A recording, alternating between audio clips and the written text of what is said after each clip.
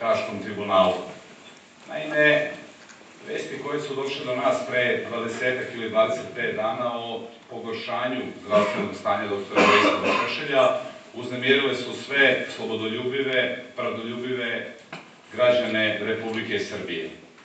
Srpska radikalna stranka je neposredno nakon toga krenula u proteste i akcije širom Srbije koje za cilj imaju samo jedno, a to je oslobađanje doktora Vojislava Šešelja.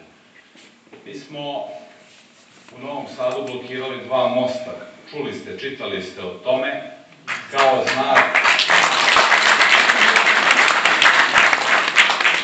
znak protesta, revolta i bunta. Htjeli smo da im pokažemo da se Srpska radikalna stranka nikada neće pomiriti sa ubijanjem doktora Vojislava Šešelja u Haškom tribunalu. Htjeli smo da im time pokažemo odlučnost da nećemo stati sve dok Vojislav Šešelj ne bude slobodan i u Srbiji.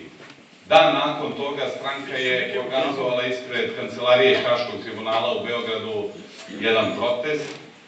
Gradski odbor, na čijem sam čelu u Novom Sadu, od Svete Petke, od 27. oktobra, svako veče organizuje protestne večeri u prostorijama stranke, na koje nam dolaze istaknute ličnosti, intelektualci, profesori univerziteta, pesnici, glumci, sportisti, generalno javne ličnosti, ljudi koji su van naše stranke, koji sa našom strankom veze nemaju, ali koji su slobodni i hrabri da kažu reči podrške doktoru Vojislavu Šešelju i da poruče da Vojislava Šešelja hitno treba pustiti na slobodu. Večeras je 9. po redu